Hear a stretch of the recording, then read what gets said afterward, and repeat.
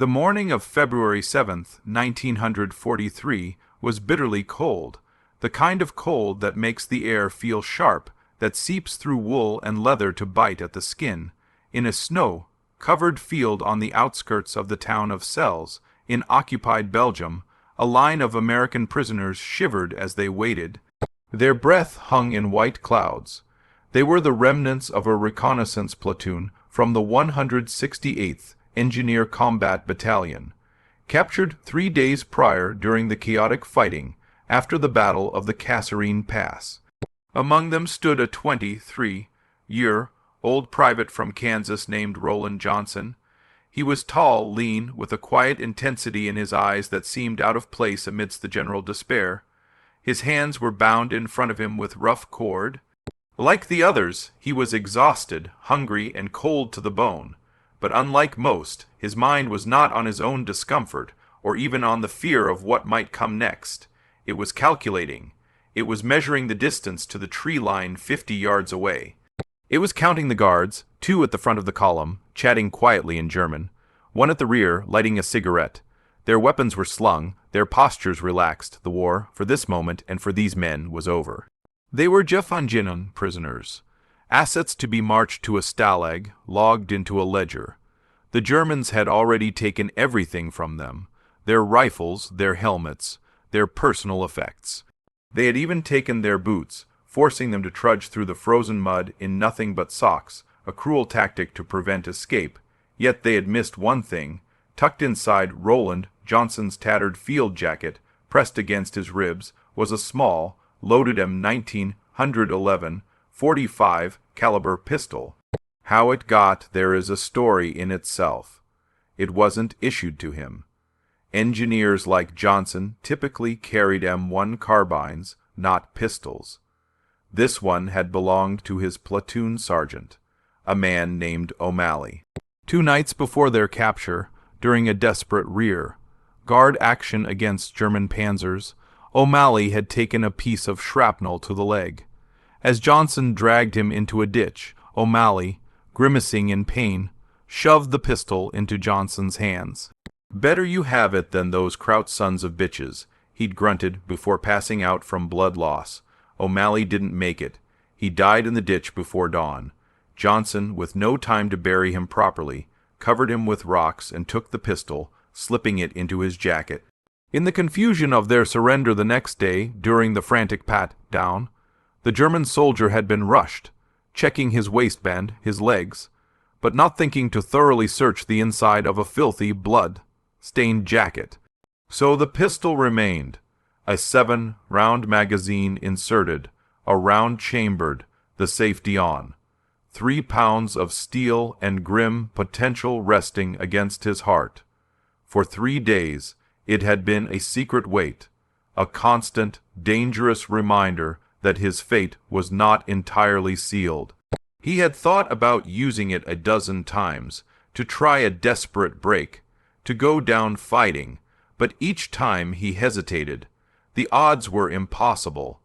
They were constantly on the move, guarded by a full squad of seasoned, alert Wehrmacht infantry. Using the pistol would be suicide and would likely get every other prisoner shot in the retaliation. So he waited. He endured the marches, the hunger, the curses and prods from the guards. He conserved his energy. He watched, and now, on this frozen morning, as they were being transferred from a temporary holding barn to trucks that would take them to a proper prison camp, he saw something shift. The routine changed. The guards were fewer. The rear guard had been called forward for a moment to receive orders from a non-commissioned officer. The column was stalled. A sense of complacency had settled over their captors. The front line was miles away now. This was a simple transport duty. The Americans were broken, shoeless, and tied up. What could they possibly do? The guard at the rear, having lit his cigarette, leaned against a fence post and closed his eyes for a second, savoring the tobacco. The 2 at the front had turned their backs, looking down the road for the promised trucks. This was the moment, not a good moment, a terrible moment, but the only one he was going to get. Roland Johnson took a deep, silent breath. The cold air burned his lungs. He could feel the grip of the pistol pressing into his ribcage. He thought of O'Malley, dead in a Tunisian ditch. He thought of home, of the wheat fields of Kansas, which felt like a dream from another lifetime. Then he stopped thinking. He moved. It wasn't a dramatic lunge. It was a controlled, desperate contortion. He hunched his shoulders, bringing his bound hands up to his chest. He plunged his right hand inside his jacket, his fingers finding the familiar checkered grip of the .45. The sound of the zipper was muffled by his body and the ambient morning noise. He drew the pistol out, holding it awkwardly in both bound hands. The rear guard opened his eyes. For a split second, their eyes met. The German's expression moved from idle boredom to confusion to dawning horror. He fumbled for his slung MP-40. Johnson didn't aim. He pointed. At this range, he couldn't miss. He squeezed the trigger. The report of the .45 was astonishingly loud in the quiet field, a deep, concussive boom that echoed off the distant trees. The bullet struck the guard center mass, knocking him backwards over the fence post. The cigarette tumbled from his lips into the snow. The two guards at the front spun around, their faces masks of shock. They were already reaching for their own weapons. Johnson pivoted, his bound hands making the motion clumsy but determined. He fired twice more. Boom, boom. The first shot missed, kicking up snow. The second caught the lead guard in the shoulder, spinning him around. The other guard now had his rifle unslung. He was bringing it to his shoulder. Johnson fired again. This shot was high, but it made the German flinch, disrupting his aim. In that heartbeat of disruption, another sound erupted. Not a pistol shot, but the sharp, distinctive crack of an M1 Gare. And from the prisoner column. Then another. The other Americans, seeing their chance, had surged into action. Two of them, a corporal named Finley and a private named Grieco, had not been searched as thoroughly either. Finley had managed to conceal a small razor, sharp hunting knife in the lining of his boot. While Johnson created chaos, Finley sawed frantically at the cords binding his own hands, then cut Grieco free. The first guard Johnson had shot, the one at the fence, was down but not out. His MP-40 had fallen next to him. Grieco dove for it, rolling in the snow, coming up with the submachine gun. He didn't know how to use the German weapon, but the principle was the same. He pointed it at the wounded guard and pulled the trigger, holding it down. The MP-40 chattered, its higher. Pitched report stitching a line of holes in the snow and the guard's body.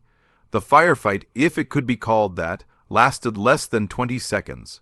When the gun smoke cleared, 3 German guards were dead or dying in the red, spattered snow.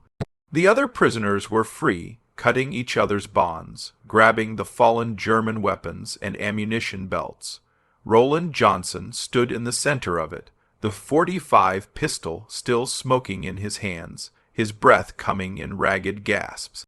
He looked at the faces of his fellow prisoners, wide-eyed, terrified, but now alight with a fierce, wild hope. They were armed, they were free, and they were deep, deep behind enemy lines. The sound of the shooting would bring every German for miles down on their heads. They had minutes, maybe less. Johnson met Finley's eyes. The corporal, now holding a Mosser rifle, gave a sharp nod. There were no words. The plan was simple. Run, run for the tree line, run for their lives. And so they ran, a band of shoeless, ragged men suddenly transformed into a desperate armed band, disappearing into the gray winter woods as the first shouts of alarm began to rise from the direction of the farmhouse. Behind them they left 3 dead Germans and the first impossible act of a story that would become legend.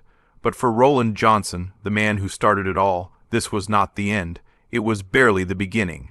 The true test, the event that would etch his name into military history with cold, brutal efficiency, was still 4 days away. It would happen in a small, stone farm building near the village of Ustmal, and it would last 57 seconds. The forest was a tangled, skeletal maze of bare oak and beech. Frost clung to every branch, and the frozen ground crunched treacherously underfoot, or would have if most of the men were wearing boots. Instead, their sock-clad feet, already numb, were shredded by ice, twigs, and sharp stones. Agony shot up their legs with every step, but the adrenaline, the sheer animal need to put distance between themselves and the farm field, was a more powerful drug.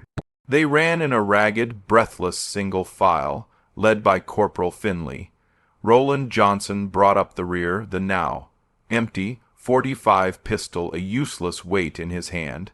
He had fired 6 of his 7 rounds. The last one he was saving. For what, he didn't let himself think about. Grieco, still carrying the captured MP-40, stumbled alongside him, his face pale. "They'll have dogs," he hissed between gulps of air. "They'll have trucks on the roads." "We're dead men, Johnson. We're just running to die somewhere else." "Then stop running," Johnson grunted, not breaking stride. The words were harsh, but they had the desired effect. Grieco shut up and kept moving. For 2 hours, they pushed deeper into the wood, following no path, their only goal being westward, towards where they hoped the Allied lines might be. Hope was a fragile, flickering thing. The sound of distant engines and sporadic shouted commands in German echoed through the trees, sometimes close, sometimes farther away. The hunt was on. They were rabbits in a shrinking field. Their first piece of luck came in the form of a frozen stream. Finley, at the head of the line, held up a clenched fist.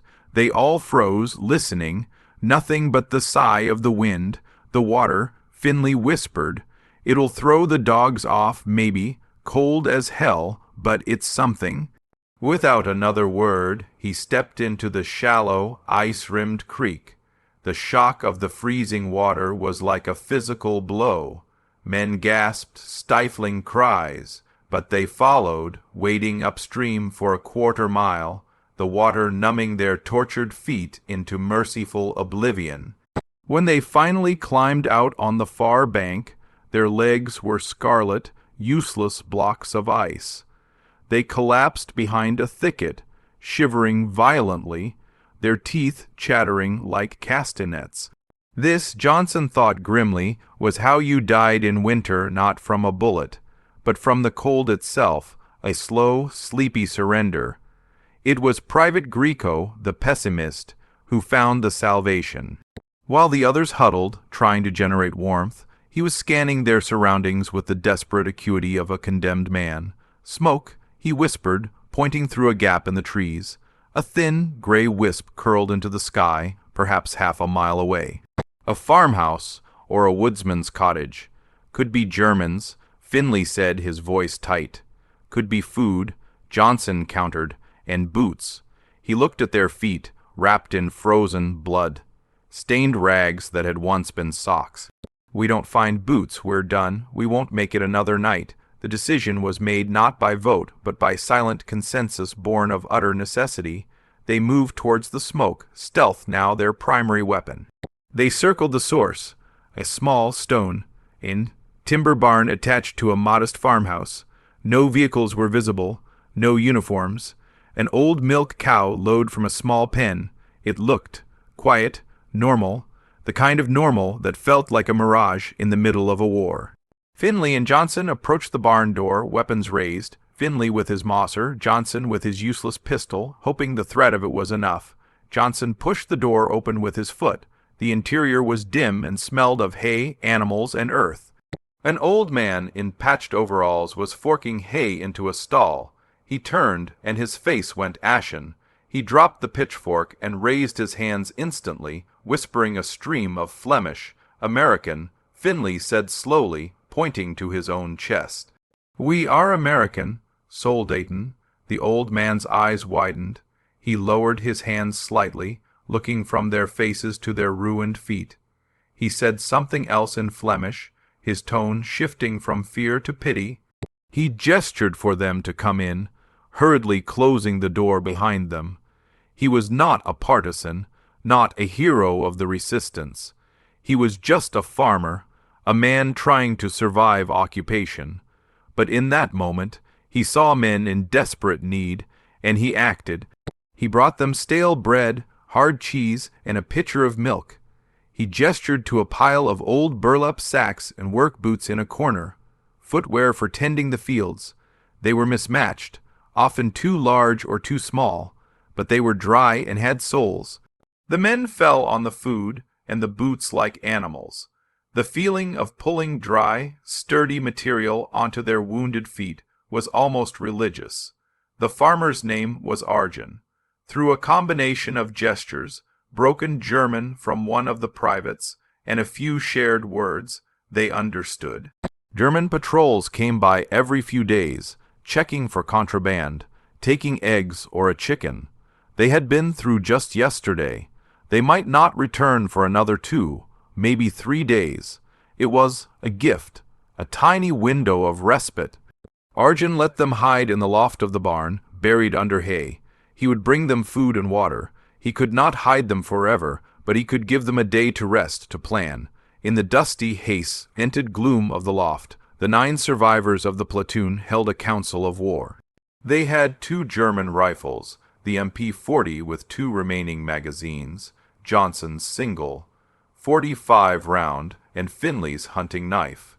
They had their wits, and they had a very rough idea of their location, courtesy of a war map Arjun had produced, its folds nearly worn through. "The front is a mess," Finley said, tracing a line on the map that was more hope than fact. "After Kasserine, everything is fluid. We could be 50 miles behind their lines or 5. No way to know." "We can't stay here," Johnson said. It was obvious, but it needed saying. "We're putting Arjun and his family in a firing squad's sights. We move at nightfall tomorrow." "To where?" Grieco asked, the despair creeping back into his voice. "We just wander until we walk into a machine gun nest." Johnson studied the map. His finger landed on a small village. Ustmal. He read the name slowly. "Arjun says here. There is sometimes less German traffic.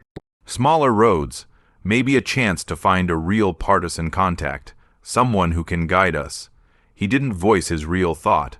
It was a direction, a purpose. Wandering aimlessly would break their spirit. A goal, however faint, would keep them moving. The group was too tired to argue. The plan, such as it was set. Rest today. Move at dusk tomorrow towards Ustmal. They took turns sleeping and keeping watch from a small crack in the barn's wall, watching the quiet lane. The simple acts of eating, of being still, of having a plan, began to restore a sliver of humanity to them. They were no longer just hunted creatures. They were soldiers again, with a mission: survive and return to their lines. Johnson took the last watch before dawn. He sat by the crack, the cold, 45 in his lap, and stared out at the star-flecked blackness. He thought about the 3 men he had killed that morning. He didn't see their faces. He saw the actions, the fumble for the weapon, the spin, the fall. He felt no horror, no pride. It was a mechanical memory, like remembering the steps to disassemble a rifle, a job that had needed doing. He wondered if that made him a monster, or if it was just what survival looked like from the inside. He thought of O'Malley again, and the pistol became not just a tool, but a debt. He had to make that last round count. The next evening, after profusely thanking a worried but resolute Arjun, they slipped back into the forest. The borrowed boots were a revolution. They moved with more confidence, more quiet. They used the stars to keep a westward bearing, avoiding any road, any glimmer of light. They became ghosts in the Belgian night. For 2 nights they traveled, sleeping fitfully in thickets during the day, their world reduced to the rhythm of cautious footsteps and the constant, gnawing hunger that Arjun's bread had only briefly placated. On the afternoon of the 3rd day since their escape, their luck ran out. They were holed up in a dense copse of pine, trying to sleep through a light drizzle when the sound of engines gunned to life nearby. Not trucks, the higher, pitched whine of Kubelwagens, the German equivalent of jeeps, then voices, loud and methodical, a sweeping search pattern. "They're cordoning this whole sector," Finley whispered, peering through the needles. They've got a perimeter. They're squeezing us. The noose was visibly tightening. They could see gray, green uniforms moving between trees a few hundred yards away, advancing in a line. They were being driven like game. Their cops would be overrun in minutes. They had to run, but running would make them targets. They needed a hole in the net. Johnson pointed towards a low, sunken lane to the south, obscured by brambles. There it's a gamble, but its lower ground might break their line of sight. It was their only play. They scrambled from their hiding place, low and fast, plunging into the muddy ditch of the lane. It worked for a moment. The brambles hid them from view as they crawled, but the lane was a trap. It ended at a stone wall, and beyond the wall was a cleared field, and in the middle of that field stood a lone two-story stone farmhouse and its associated barn. It was their only potential shelter, a fortress in the open, but to reach it they would have to cross 50 yards of open, muddy ground. "We're pinned," Grieco muttered, the panic rising. "We stay in this ditch, they find us. We cross that field, they see us and cut us down." A burst of submachine gun fire cracked through the woods to their north, followed by a shout in German. The search line was closing. They were out of time. Johnson looked at the farmhouse. Then he looked at the woods behind them, where the hunters were. A cold, clear calculation settled over him. The farmhouse was a death trap, but it was a death trap with walls. A place where they could turn and fight on terms slightly less impossible than being caught in the open. He made the decision. "We go for the house," he said, his voice leaving no room for debate. "On my signal. Don't run in a straight line. Go now." He didn't wait to see if they followed. He hauled himself over the stone wall and broke into a low, zigzagging sprint across the sodden field. Mud sucked at his boots. He expected to feel the punch of a bullet in his back at any second. Behind him, he heard the others scrambling over the wall, their breath ragged with fear and effort. A shout went up from the tree line. They'd been seen, but no shots came yet. The Germans were likely as surprised as they were relieved. The rabbits were running right into the pen. Johnson hit the heavy wooden door of the farmhouse shoulder first. It was locked, the barn, Finley yelled, veering to the right. The large double doors of the adjacent barn were slightly ajar. They poured inside, throwing their weight against the doors to close them. The interior was cavernous and dark, smelling of old grain and rust. Tools were scattered on a workbench. Hay bales were stacked in a corner. There were no other exits except a small, high window. Grieco ran to the window, peering out. "They're coming, 6, 8, 10 of them at least, spreading out. They've got the field surrounded." Finley started shoving the heavy workbench against the door. Barricade, use anything, pile it up. A frenzy of activity took them. They piled hay bales, old barrels, sacks of what felt like stones against the doors. It was a pathetic barricade, but it would slow an entrance. They took up positions. Finley and 2 others with the rifles at the small window, which gave a narrow field of fire over the approach to the barn. Grieco, with the MP-40, crouched behind a barrel near the door. Johnson found a position behind a support pillar, giving him a diagonal view of both the main doors and a smaller, human-sized door to the side he hadn't noticed before. He checked his pistol, 1 round. He scanned the barn floor. His eyes fell on a long-handled hay hook, its steel point sharp from years of use, leaning against the wall. He grabbed it, hefting its weight. It was a brutal medieval weapon. He laid it on the floor beside him, then he waited. The first contact was a voice, speaking heavily accented English from outside. "American soldiers, you are surrounded. You have no chance. Come out with your hands up. You will be treated as prisoners of war according to the conventions." Silence in the barn. The men looked at each other. They all remembered the 3 dead guards in the snow. They all knew what conventions were worth. The voice tried again, harder. "You have 1 minute to surrender. Then we use grenades."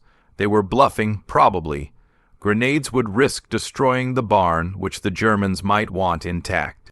Or they might not care. Johnson's mind raced. A frontal assault was coming. They would blow or break through the door, toss in a steel, hand grenade to soften them up, then pour in. The barn would become a slaughterhouse. He looked at the small side door. It was bolted from the inside with a simple slide bolt. An idea, desperate and insane, began to form. It was the only move left on the board. He caught Finley's eye and gestured sharply to the side door, then pointed to his own eyes and made a circling motion with his fingers. "Cover me. I'm going out." Finley's eyes went wide with disbelief, but after a second, he gave a tight, grim nod. He understood. Sometimes the only way out of a cage is to charge the gatekeeper. Johnson crouched, grabbing the hay hook with his left hand. In his right, he held the M1911, its safety off, his finger resting alongside the trigger guard. He took a final, steadying breath. The voice outside started a countdown from 30. Noonan's Wanzig, Echtun's Wanzig. Roland Johnson slid the bolt on the side door open as silently as he could. He cracked it open an inch, a sliver of gray, rainy light. He could see the backs of 2 German soldiers about 15 feet away, facing the main barn doors, their rifles trained on it. Their focus was absolute. He had maybe 2 seconds of surprise. He threw the door open and stepped out into the cold air. He did not run, he did not shout. He simply emerged, a phantom from an unexpected angle. The 2 German soldiers heard the creak of the hinge and began to turn, their movements slowed by the weight of their equipment and the sheer cognitive dissonance of an attack coming from the side of the barn, not the front they were besieging. Johnson's world telescoped. Sound faded. The drizzle on his face, the chill in the air, the panicked shouts beginning to rise from other directions. All of it receded into a muffled haze. There was only the geometry of violence before him. The soldier on the left was half-turned, his Kar 98K rifle swinging around in an arc. Johnson raised the .45 and fired his last round. The boom was immense. At a range of less than 10 feet, the heavy slug struck the soldier just below his helmet's rim, snapping his head back. He dropped like a sack of grain. The second soldier was now fully turned, his eyes wide with shock, his own rifle coming to bear. But Johnson was already moving forward, closing the distance. He couldn't shoot. The pistol was empty. He dropped it, letting it fall into the mud, and in the same fluid motion brought the hay hook up from his side in a vicious, underhand arc. The sharp, heavy point of the tool punched through the German's field tunic and into his abdomen. The man's mouth opened in a silent scream. Johnson didn't pull it back. He used the embedded hook as a lever, yanking the soldier off, balance and pulling him closer, stepping inside the arc of the rifle. The soldier, impaled and in agony, dropped his weapon and clawed at the wooden handle protruding from his gut. Johnson released the handle, leaving the man stumbling backwards, and snatched the fallen Kar 98K from the mud. He worked the bolt by feel, the smooth, practiced motion he'd learned on his own M1 Gare, and back in training. A round was already chambered. He didn't aim. He pointed the muzzle at the chest of the hooked, writhing soldier and fired. The rifle bucked against his shoulder. The soldier collapsed. The entire sequence, from stepping out of the barn to the second rifle shot, had taken less than 8 seconds, but the gunfire had torn away the element of surprise. A shout of alarm came from the corner of the barn. A German corporal rounded it, an MP-40 coming up. Johnson was already in motion, diving behind a water trough near the barn wall. The burp gun chattered, stitching a line of splintered holes in the wood above his head. He was pinned. From inside the barn, he heard Finley's Mosser crack from the high window. A cry of pain from outside. The German machine pistol fire shifted, raking the window frame, giving Johnson a microsecond to think. He was outside. He was armed with a bolt-action rifle with, he quickly checked, 4 more rounds in the internal magazine. He was behind the German cordon that was focused on the barn doors. He was now the hunter in the grass, a rogue element they hadn't accounted for. His original, vague idea of causing a distraction solidified into a cold, clear plan. Dismantle the siege from the outside. He had to move. Staying still was death. He crawled along the base of the barn wall, away from the water trough, mud soaking through his clothes. At the corner, he risked a glance. The German with the MP40 was crouched behind a woodpile. His attention split between the barn window and the spot where Johnson had disappeared. His back was partially turned. 20 yards away, 2 more Germans were prone behind a low stone wall, firing disciplined shots at the barn's main doors. They were the anvil. The men moving in from the field would be the hammer. Johnson rose to one knee, steadied the rifle against the corner of the barn, and took his first deliberate aim of the day. He targeted the machine pistolner. The Kar 98K's sights were different, but the principle was the same. He exhaled, and as his lungs emptied, he squeezed the trigger. The rifle cracked. The German behind the woodpile jerked and slumped sideways, the MP40 falling silent. The 2 soldiers by the stone wall spun at this new threat from their rear. One began to swing his rifle around. Johnson worked the bolt, ejecting the smoking brass, feeding a new round. He fired again. This shot was hasty. It sparked off the top of the stone wall, but it made the second soldier duck. It bought time.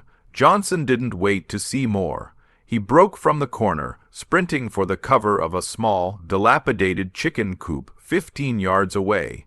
Bullets kicked up mud at his heels. One round zinged past his ear with a sound like an angry hornet.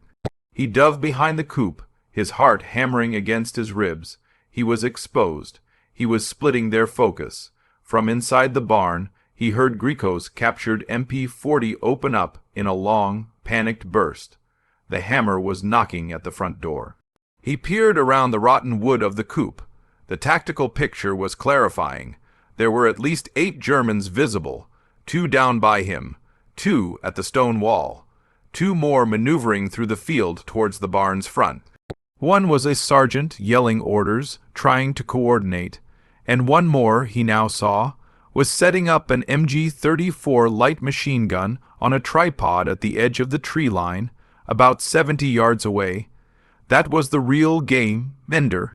Once that belt-fed monster started hosing the barn, no one inside would survive. The men inside were keeping the close-in Germans busy, but they couldn't see the MG team. The machine gunner was fiddling with the belt feed. His assistant was ready with a fresh ammo box. They were methodical, professional. They believed they had time. Johnson knew he had to take that gun out. But 70 yards in an open field with a bull, Taction rifle against a machine gun crew was a near impossible duel. He had 2 rounds left in the rifle. He looked at the field between him and the tree line. A shallow drainage ditch, half full of muddy water, ran diagonally across it, maybe providing a few inches of cover. It was a pathetic avenue of approach, but it was the only one. He could not stay here. The 2 Germans at the stone wall were now advancing towards his chicken coop, using covering fire from their comrade. He was about to be flanked. He made a decision that defied all logic. He would not retreat. He would attack. He would go for the machine gun. As the 2 soldiers moved, one providing cover while the other rushed, Johnson popped up from behind the coop and fired his 3rd round at the covering soldier. He missed, but the man ducked.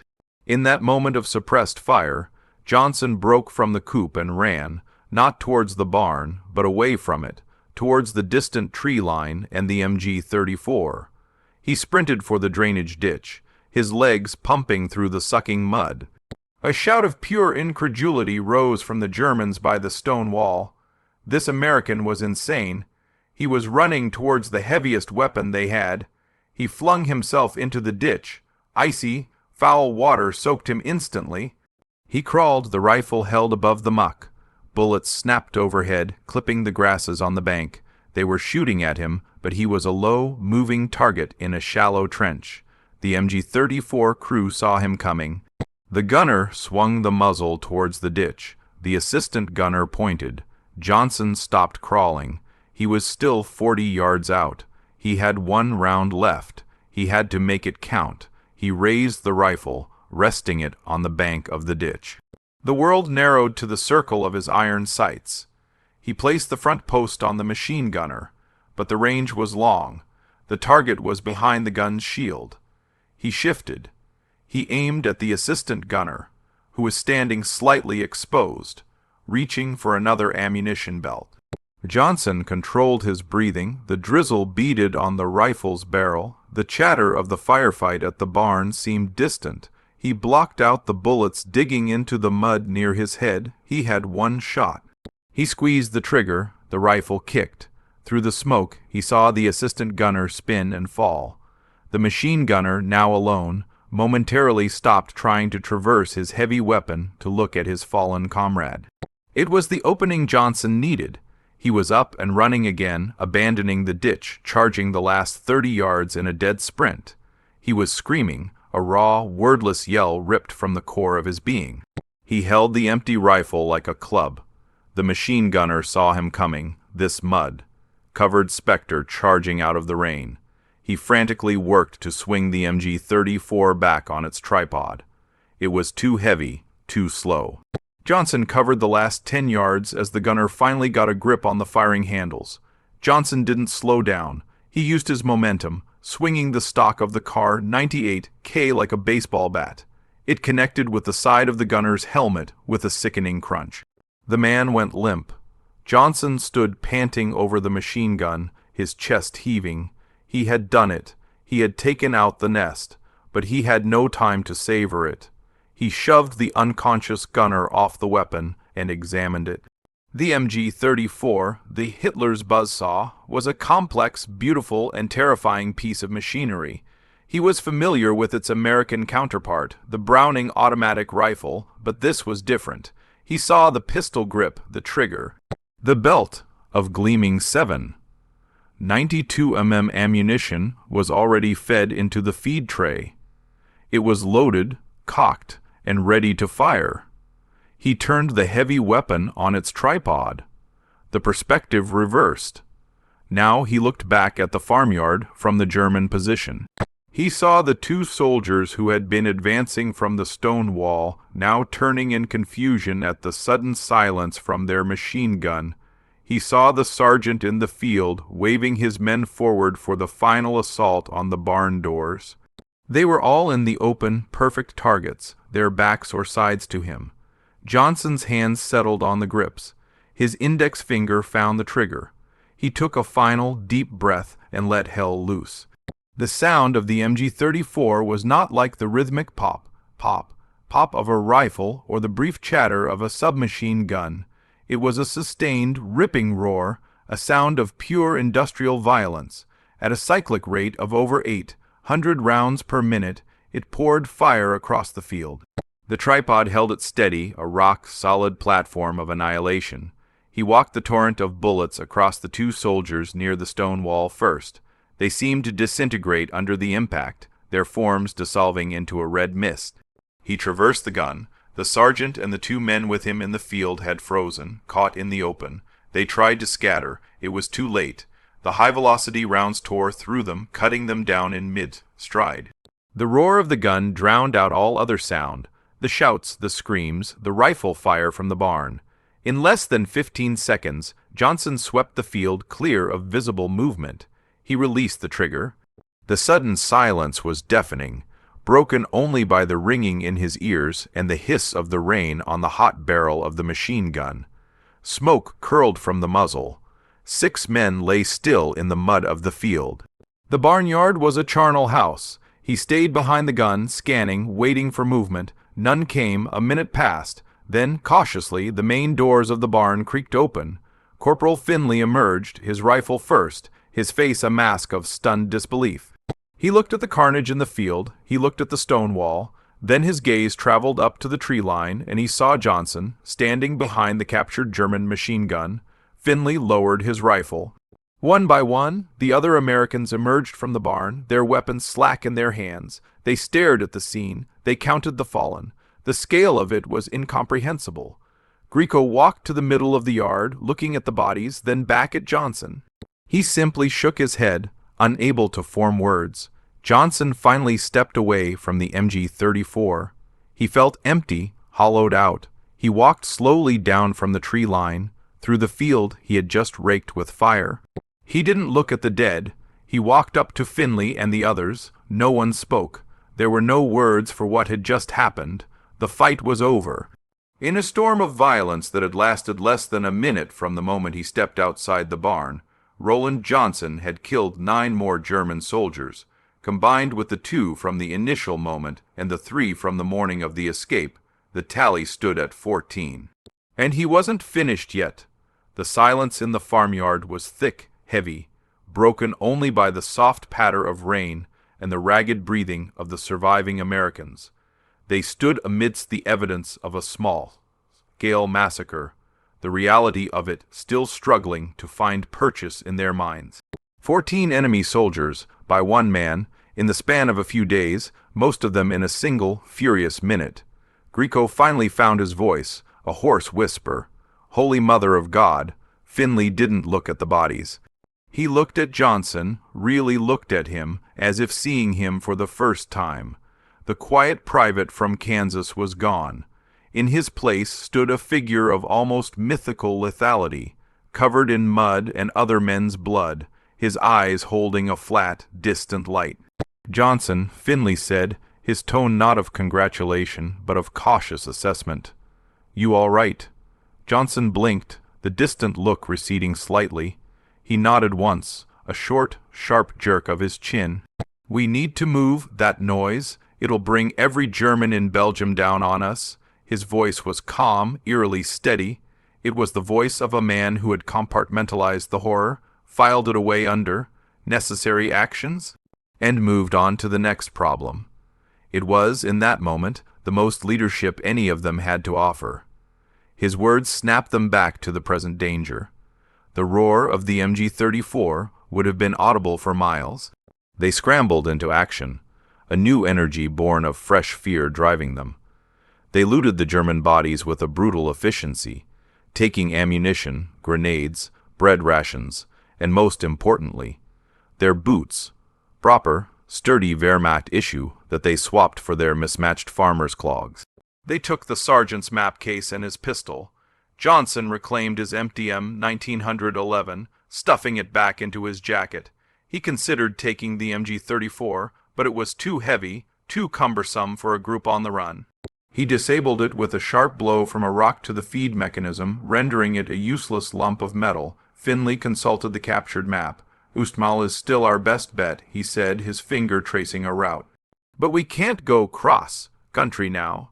They'll have patrols converging on this location from every direction. We need to get off the main lines of advance. He pointed to a thin, blue squiggle, a creek. The Klein Neat, it's not far.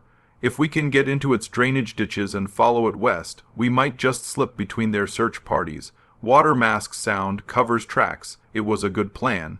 They moved out within 5 minutes of the fight ending, leaving the farmyard silent save for the rain washing the blood into the Belgian earth. They became fugitives again, but now they were transformed. They were no longer just escaped prisoners. They were an armed band that had just wiped out a German platoon. They carried that knowledge with them, a dangerous, electric mix of empowerment and terror. And they all looked to Johnson, not Finley, for cues. He had crossed a threshold they hadn't, and in the brutal calculus of survival, that made him their de facto leader. They found the Klein Neat, a sluggish, rain-swollen stream about 4 feet wide, winding through stands of alder and willow. They waded into the icy water, gasping at the cold, and began moving upstream against the current. It was exhausting, miserable work. The water numbed their newly booted feet, the mud sucked at every step, and overhanging branches clawed at their faces. But it was safe. They saw no one.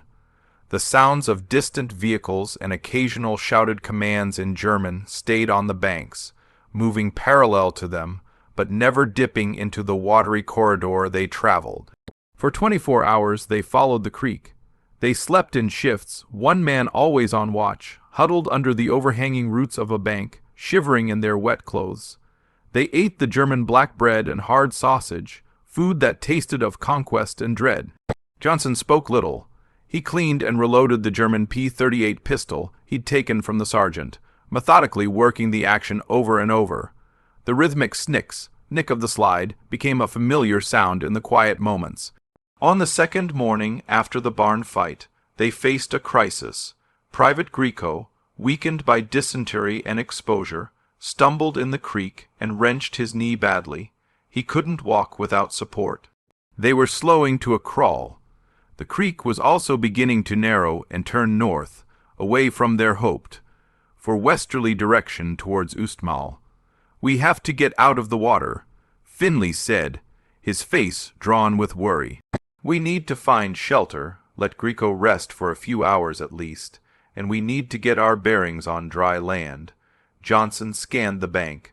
They were in a low, marshy area. To the south, the land rose slightly into a patch of thicker woodland. "There," he said, "we make for those trees, find a defensible spot." They carried Grieco out of the creek and up the bank, leaving a painfully obvious trail of crushed grass and mud.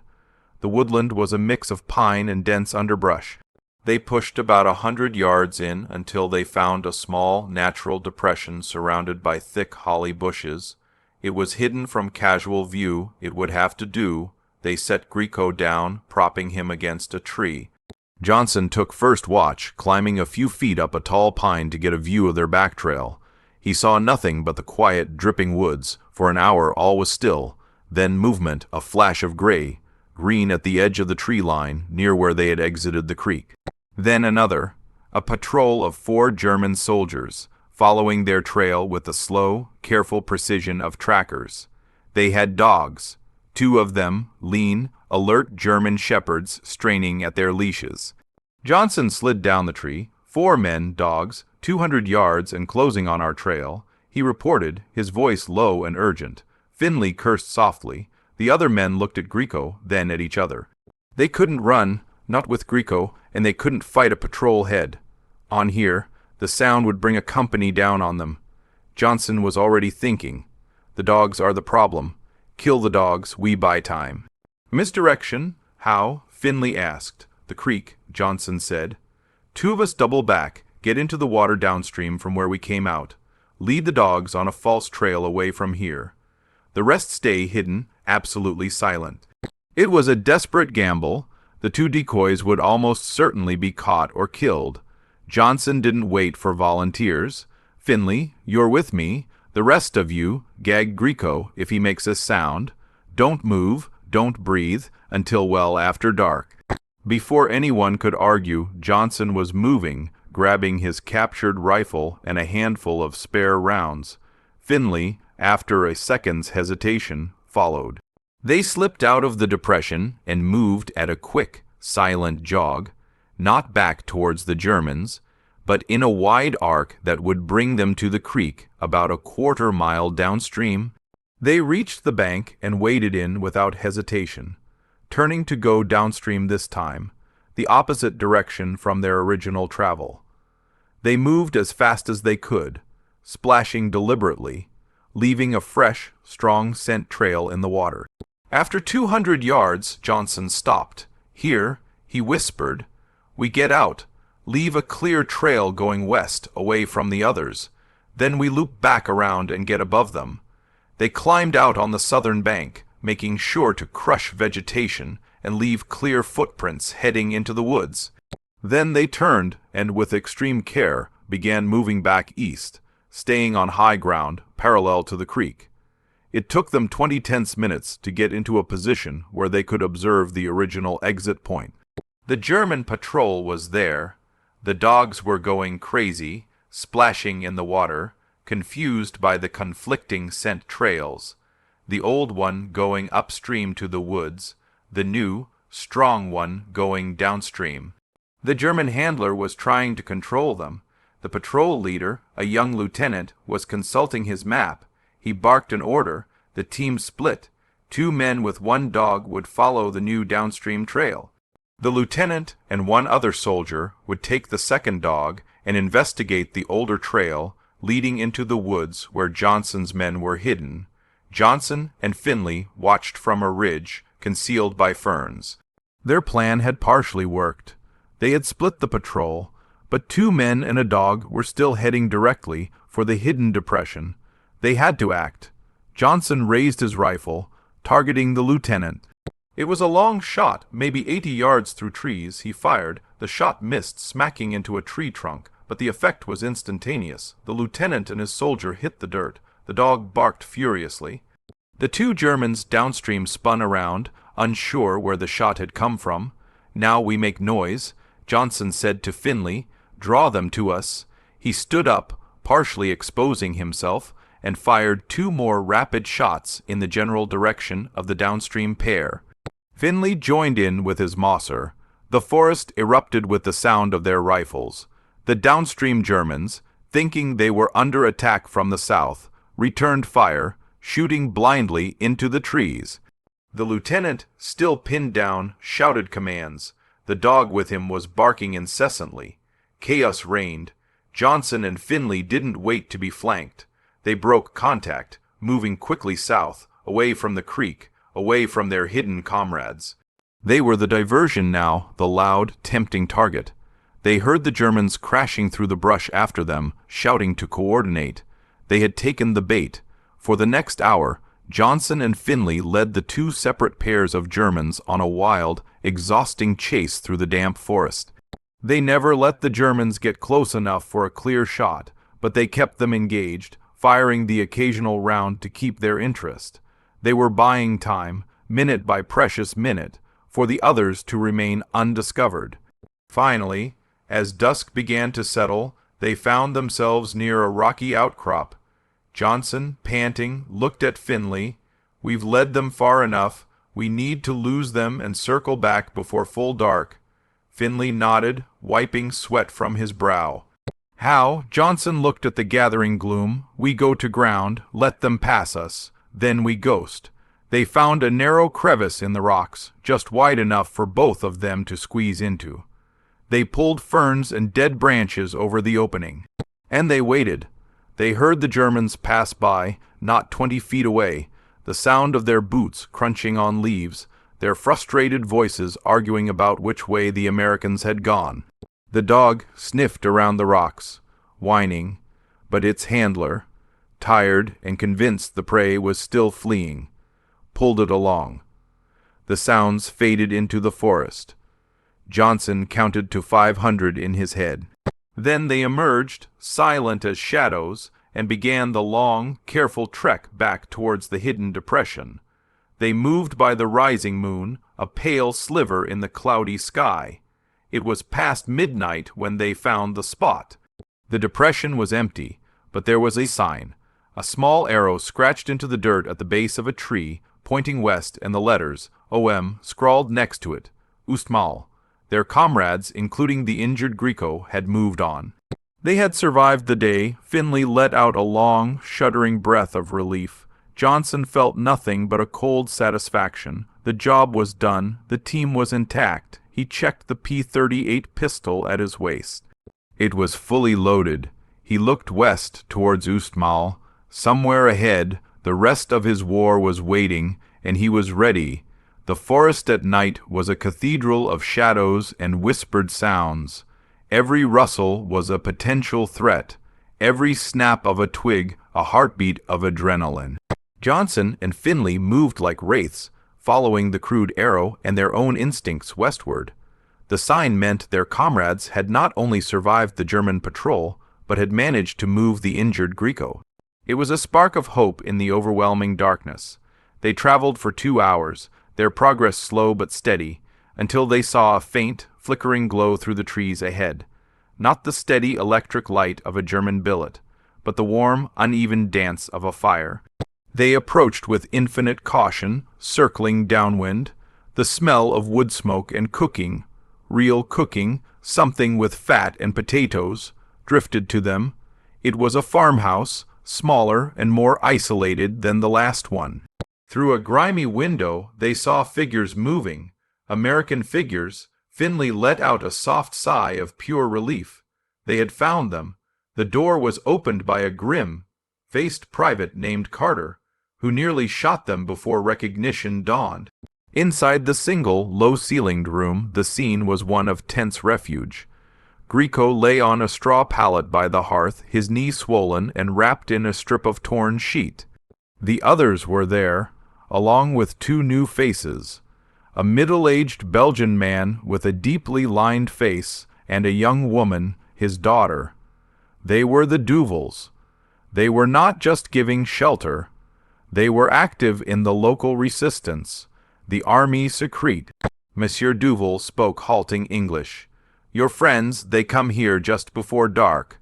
The girl, she sees them from the field. We bring them in. The botch, they come tomorrow, maybe next day, for the milk quota. You cannot stay. Finley nodded, translating the urgency for the others. We need to be gone by dawn. But Duval held up a hand. He looked directly at Johnson, his eyes sharp and assessing in the firelight. You are the one they speak of, the one who fights like 10 men. It wasn't a question. The story of the barn, exaggerated and mythic already, had traveled even here, through the rural gossip network that fed the resistance. Johnson said nothing. He didn't deny it. He didn't confirm it. He simply met the old man's gaze. Duval seemed to approve of the silence. There is a convoy, he said, lowering his voice, tomorrow on the road to Ustmal. Medical supplies, ammunition, for a German field hospital near the front. It is lightly guarded. A truck, a Kubelwagen with 4 men, maybe 6. He spread his hands. My people, we are not soldiers. We have a few rifles, some dynamite from the mines, to attack such a thing. It is for soldiers.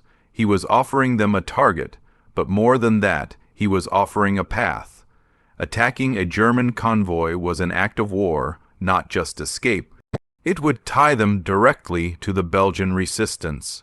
It would make them combatants again, not just fugitives. And it would bring a world of trouble down on the Duvals if it was traced back to this farmhouse. Finley looked at his men, at Grieco's feverish face. Our priority is to get to our lines, not start a partisan war. Duval's daughter, Elise, spoke for the first time. Her English was clearer than her father's. The hospital is at a chateau, 3 kilometers west of Ustmal. If you are captured. She didn't finish the thought. They all knew what happened to captured partisans. But her implication was clear. Taking the convoy could provide them with a vehicle, with supplies, with a way to move Grieco and punch through the German rear areas with speed. Johnson had been staring into the fire. He spoke without looking up. What's in the truck that's worth more than the gasoline and guards? Duval leaned forward. Morphine, sulfa drugs, surgical tools. The Botch take them from our towns to patch up their own wounded. While our people, the civilians injured in their bombings, die of infection for lack of them.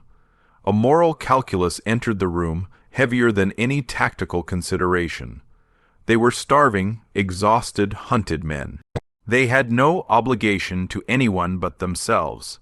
Yet the image of stolen medicine, of a civilian population suffering while the occupiers healed their soldiers, settled like a stone in Johnson's gut. He thought of O'Malley again, bleeding out in a ditch for lack of proper care. He looked at Finley. A truck gets us to the front faster than walking. We could be behind our own lines in hours, not days. Finley rubbed his face, the weight of command pressing on him. It's a huge risk. If we fail, we don't just get captured. We get shot as saboteurs. Staying here is a risk, Johnson countered, his voice still low. Walking is a risk. Everything is a risk. He finally looked away from the fire, his eyes meeting Finley's. At least this way, we're choosing the fight on our terms. The quiet intensity in his words decided it. The other men, even the wounded Grieco, nodded. They had seen what Johnson could do. They had begun to believe in the myth, to draw strength from it. If he thought they could take a convoy, then they could take a convoy. The plan was hastily drawn on the dirt floor with a stick. Duval knew the road, a narrow, tree-lined lane that crossed a shallow stone bridge over a stream about 5 miles east of Ustmal. It was the perfect ambush site. The bridge was a bottleneck. They would disable the lead WW2 on the bridge itself, trapping the truck behind it. With the explosives Duval provided, 4 sticks of volatile, pre-war mining dynamite, crude detonators, and a long fuse. They could cripple the vehicles and kill the escort in the opening seconds. Then it would be down to small arms. They left the Duval farm an hour before dawn, their pockets stuffed with the last of the farmer's bread and the crude explosives. Elise Duval pressed a small, folded piece of paper into Johnson's hand as he left. It was a hand-drawn sketch of the shadow, turned hospital with guard posts marked. For after, she said quietly. He nodded, tucking it away. He knew what for after meant. If they succeeded, if they had the truck and the supplies, the natural target wasn't their own lines. It was the hospital itself, a raid to take back what was stolen. They reached the ambush site as the first gray light of dawn diluted the blackness. The bridge was a simple, arched affair of weathered stone, 10 yards long, with thick hedgerows crowding the road on either side for 50 yards on the approach. They positioned themselves with the cold precision of men who had no margin for error. Finley and 2 others with rifles were in the hedgerow on the far side of the bridge, covering the exit. Johnson and 2 more, including Carter, who now carried the captured MP-40, were on the near side, by the bridge's stone abutment. The dynamite, wrapped in oilcloth to keep the damp out, was buried in the drainage ditch, just where the road met the bridge on the near side, the fuse snaking back to Johnson's position. They waited. The morning was cold and still, a heavy dew soaking their clothes. Time stretched, elastic and tortuous. Flies buzzed. A bird sang somewhere. Johnson held the end of the fuse in one hand, a stolen German lighter in the other. His mind was perfectly clear, perfectly empty. He was a mechanism waiting to be triggered. At 07:48, by Finley's watch, they heard it, the low grumble of an engine and the higher, pitched whine of the WW2. They melted into their positions, becoming part of the hedge and the stone. The sounds grew louder. Through the leaves, Johnson saw the open-topped scout car appear around the bend, moving at a steady pace. A single soldier manned the mounted MG-34 at the rear. The driver and a passenger sat in front. A 4th man stood in the back, scanning the road ahead with a pair of binoculars. Behind it, rumbling into view, was a large Opel Blitz truck, its canvas cover tied down. 2 more soldiers sat in the back of the truck, their heads visible over the tailgate. Perfect. 6 men, just as Duval said. Johnson watched the WW2's tires hit the bridge. The stonework echoed dully. He counted. 1 second, 2. The vehicle was halfway across. The truck was just beginning to nose onto the bridge approach. He flicked the lighter. The flame caught, dancing in the still air. He touched it to the fuse. It sparked, then began to hiss and spit. A small, angry serpent racing through the damp grass towards the ditch. The man with the binoculars in the WW2 must have seen the movement, the sudden puff of smoke from the fuse. He shouted, pointing. The driver hit the brakes. It was too late. The world turned inside out. The explosion was not a single boom, but a colossal, tearing crump that seemed to suck the air from Johnson's lungs before hurling it back as a wall of heat and force. The ditch erupted in a geyser of dirt, stone, and fire. The concussion wave slammed into the bridge. The WW2, caught at the epicenter, was lifted off its axles, flipped onto its side, and slammed down in a tangle of shattered metal. The men inside were obliterated, their forms lost in the blooming orange and black fireball. The Opel truck, still partly on the road, was hammered by the shockwave and a storm of shrapnel.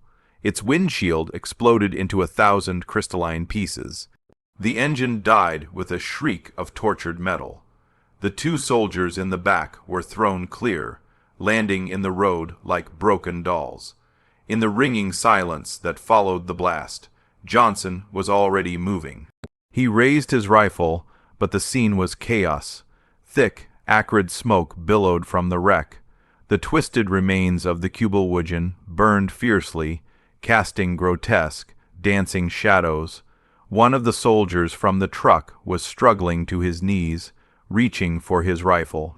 Carter, from Johnson's side, opened up with the MP-40, a short, controlled burst that cut the man down. The other soldier lay still. "Move up, clear the truck." Johnson yelled, his voice sounding muffled and distant in his own ears. He and Carter advanced through the smoke, weapons trained on the cab of the Opel. The driver was slumped over the wheel, dead or unconscious from the blast and glass. The passenger, a medical corporal by his insignia, was fumbling with the door handle, blood streaming from a cut on his forehead. Johnson yanked the door open, dragged the man out, and shoved him to the ground. The corporal whimpered, holding his hands up, babbling in German.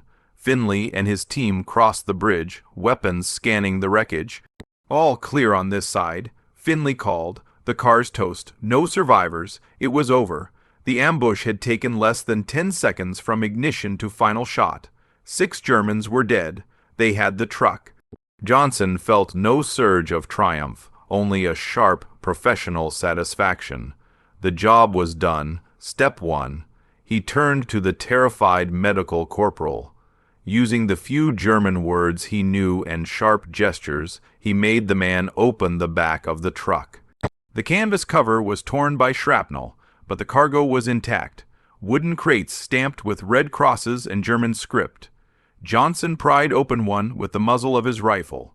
Inside, nestled in straw, were vials of clear liquid, packets of white powder, and sterile steel instruments.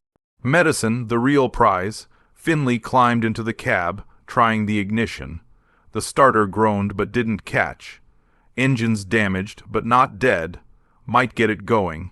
He worked at it, pumping the gas, while the others quickly checked the bodies for intelligence, maps, anything useful. Johnson looked at the road ahead, towards Ustmal. Then he looked down at the medical corporal, who was staring at the burning wreck of his comrades with blank horror. Johnson reached into his pocket and pulled out the sketch Elise Duval had given him. He held it in front of the corporal's face, tapping the drawing of the shadow.